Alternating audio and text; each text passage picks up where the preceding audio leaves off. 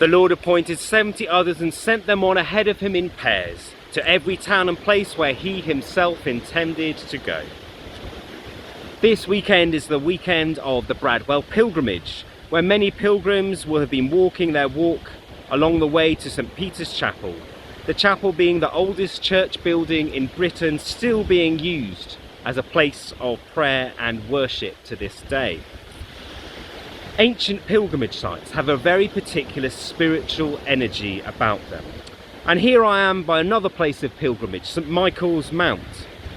The Mount is a tidal island, a place that has provided safety to those caught at sea over many generations. And legend has it that in the year 495, around 150 years before St. Ced set out from Lindisfarne to Bradwell, local fishermen here in Cornwall had a vision of the Archangel Michael on the rocks above the sea. Since then it has been considered a holy site, a place of pilgrimage and a site of a monastery for many years, and thousands of people still make the trip across the causeway or by boat in this day and age. Our gospel passage this week, where Jesus sends out the 70, has some key insights for pilgrims and for all of us on our spiritual journey.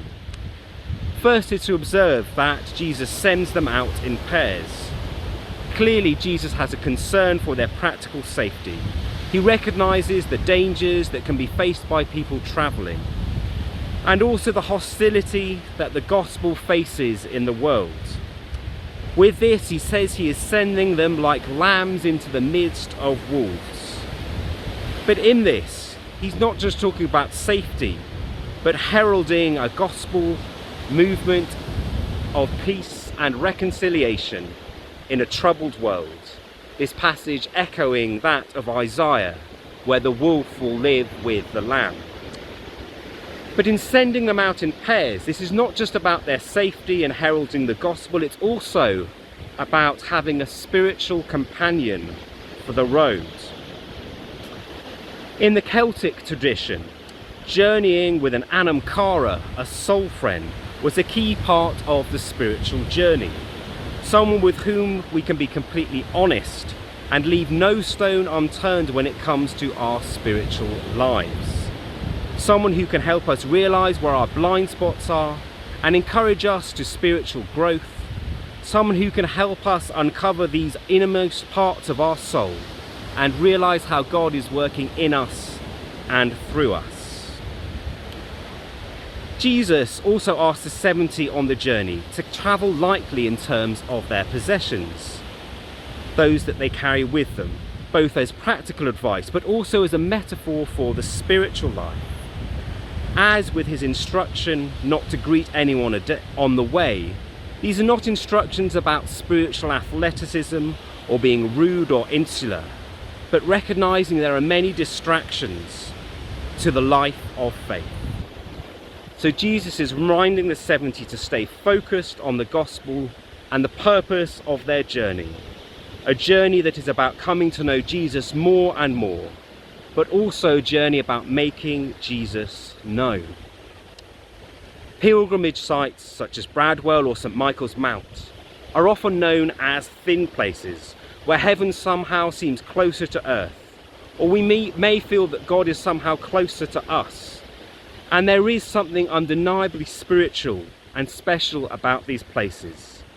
But what makes pilgrimage sites special is not just the place, but the journey itself. Because while the journey is one of the mind and body, the key part is the journey of the heart and of the soul. Because journeys change and transform us. They are places of encounter, where we encounter ourselves and learn more about our inner life.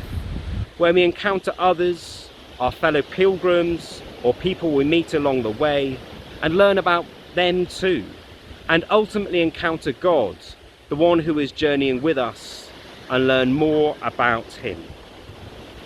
It's incredible to think of the faith St. Ced must have had on the journey he made down from Lindisfarne to Essex, some nearly 1400 years ago, battling the elements, the dangers and perils of the sea, potentially hostile people, creatures and landscapes, and journeying into unknown territory, both physical and spiritual. We can see from this that pilgrimage takes huge amounts of trust. They take us out of our comforts and places of comfort into places of danger, unfamiliarity and uncertainty. And in this, they demand us to find a deeper and greater trust in God. Pilgrimages can take us out of ordinary patterns and thus give space and time to reflect, to notice our surroundings with greater awareness, and to see things differently. Maybe even to think about Jesus and his disciples, who spent most of their time walking and travelling and meeting people along the way, and thinking what those journeys might have been like. Most importantly, pilgrimages are wonderful opportunities to pray, both to pray while we are moving, but also while we stop at various places of arrival on the way. And a crucial part of this prayer is to pray for the different situations around us and in the world with a compassionate heart.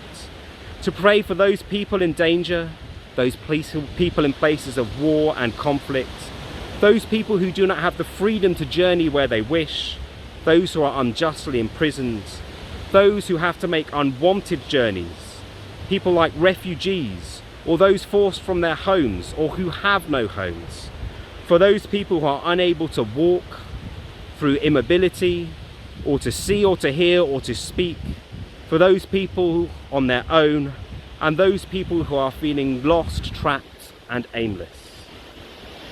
Pilgrimages are also journeys where we can reflect on our own earthly life, those people whom we love and have shaped and transformed us, our own lives from birth right up until death, the things we're thankful for and the things that need healing and forgiveness.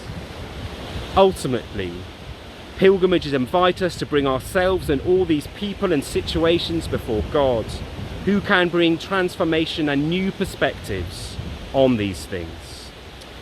So may God bless you on your earthly pilgrimage, and may your hearts and minds be open to a greater trust to the one who is journeying with you. Amen.